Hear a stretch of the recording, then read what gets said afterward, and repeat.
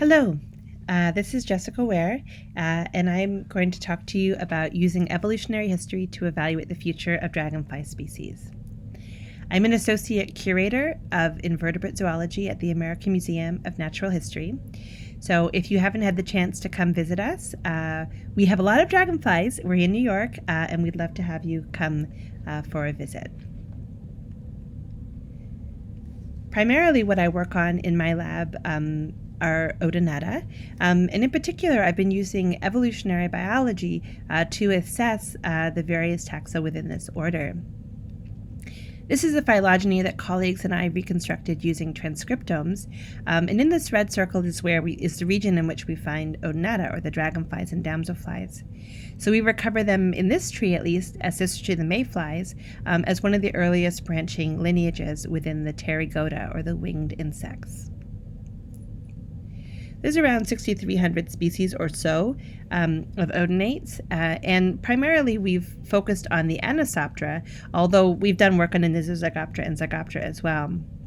But today I'm going to talk to you about two different projects that we worked on within the Anisoptera. So as we know, odonates are found everywhere, even in the Arctic.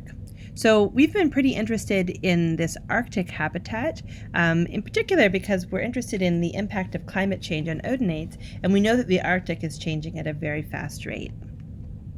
This is what the summer months look like in the Arctic, and there's kind of north of the tree line, so you don't see a lot of trees, kind of just scrubby brush along the edges of the lentic and lotic habitats. The temperatures, usually for the months of July and August, are warm enough for adults to be flying around, but the windows are often very short when you can find adult dragonflies and damselflies in any of these habitats.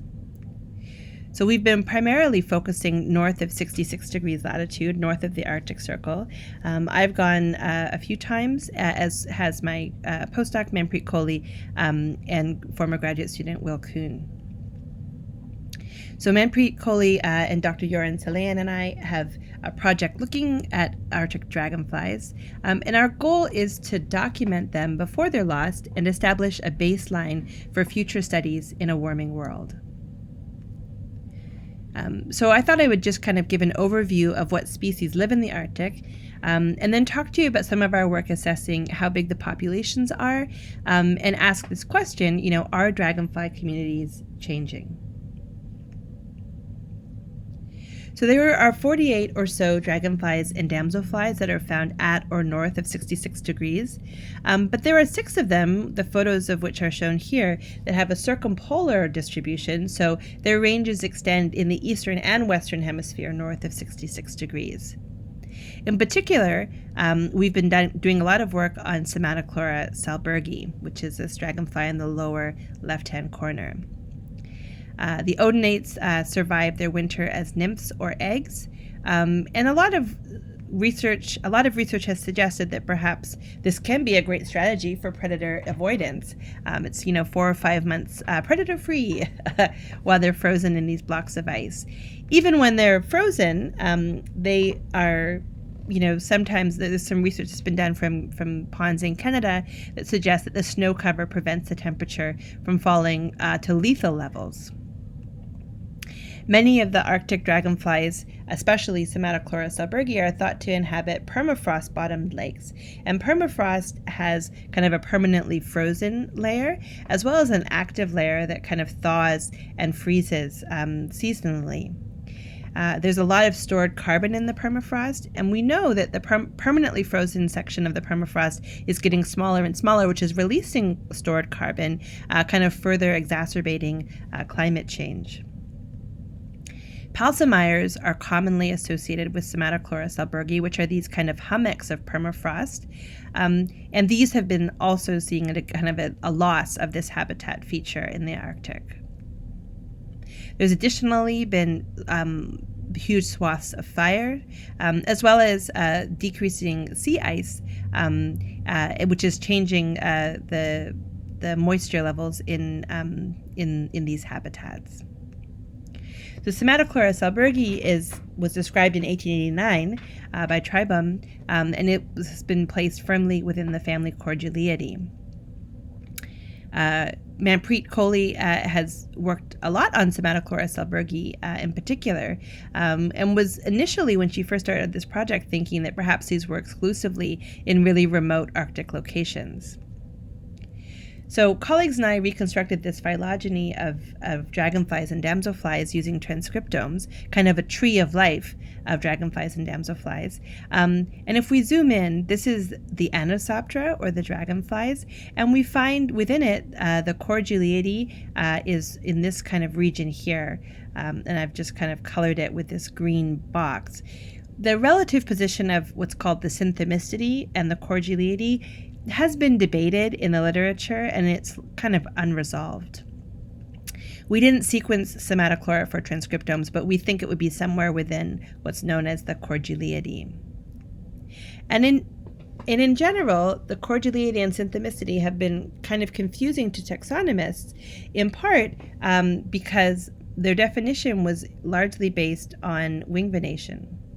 So most of the early odonate systematics works based on wing venation hasn't always been confirmed with molecular data, in part because some of the wing vein patterns, it turns out, are not necessarily a good reflection of evolutionary history, but rather reflect perhaps aerodynamic needs for more dense or sparse wing venation to impart a stiffer or a more flexible wing for different styles of flight.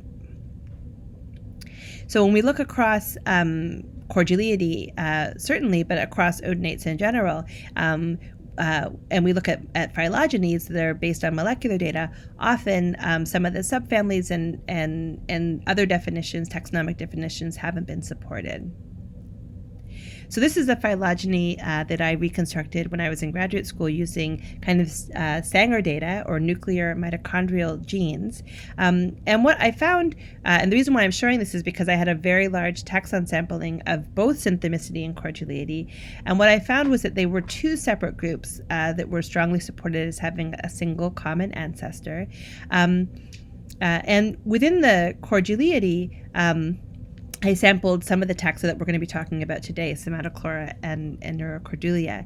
We still don't really know the relative position of Synthemicity and Gomphidae, and my graduate student, Erin Goodman, is working on a project using 500 genes to really get at this question of what definitively is a Cordylity versus a Synthemicity. But that's kind of beyond what I'm going to talk to you about today.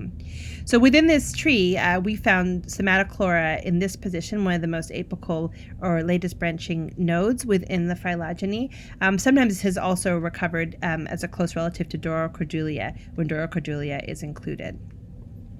So we wanted to sample Somatochlora salbergi in both the Canadian part of its range and in Sweden, Finland, and Norway, also known as Fennoscandia.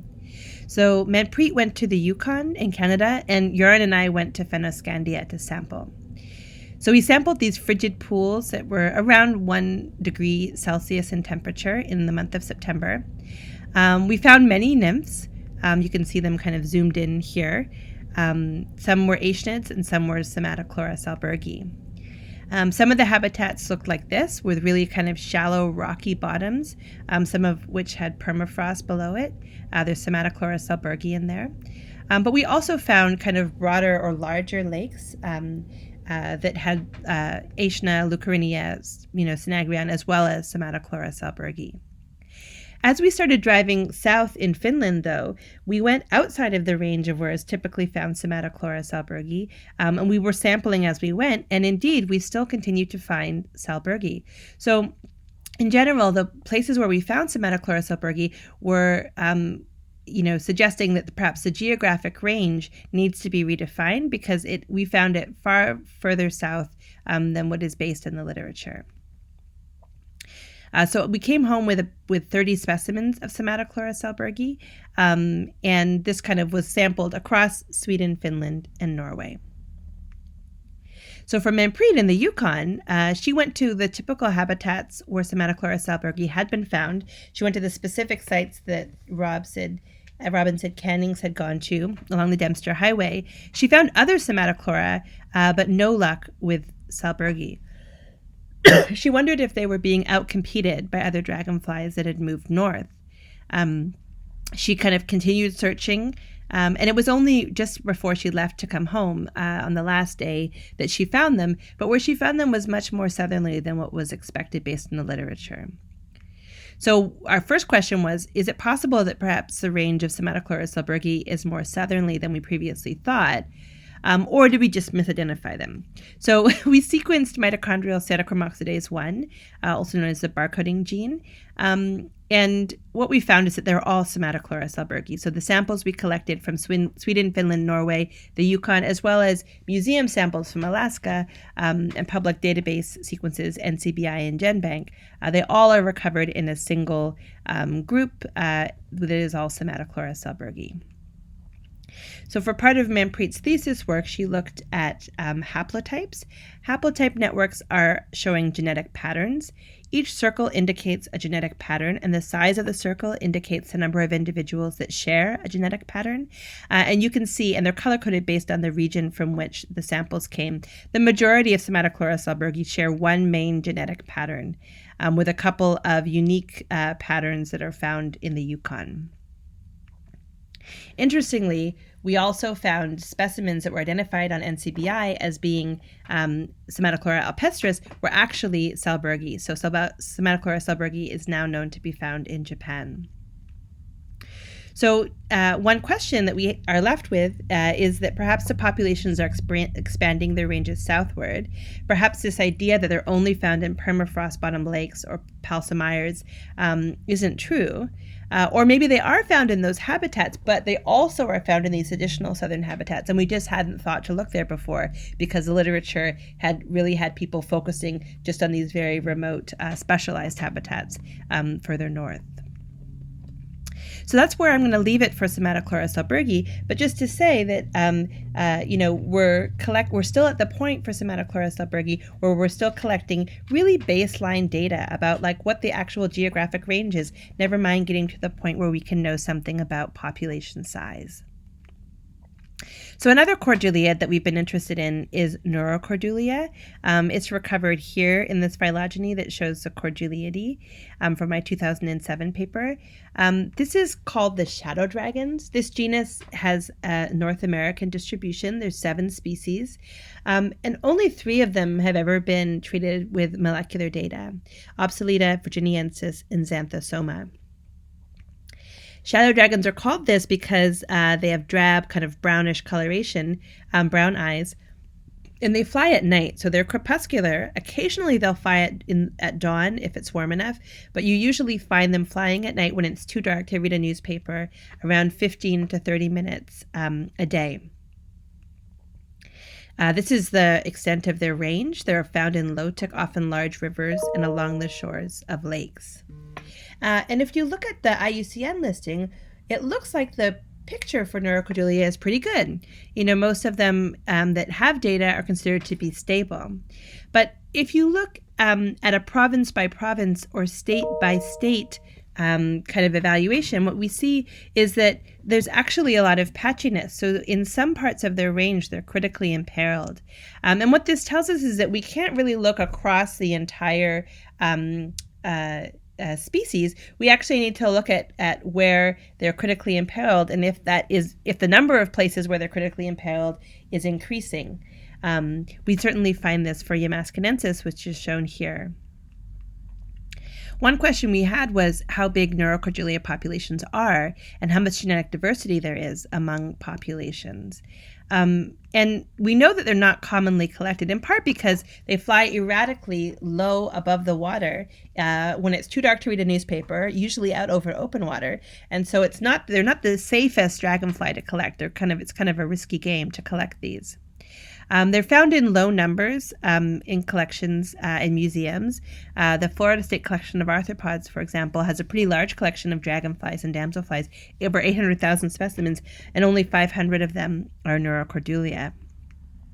James Needham noted in his 1975 book that garbed in soft tints of brown, they are difficult to see even when flying in the open and are impossible to see in the dimness of the shadow. Which is why he explained why they weren't commonly found in collections.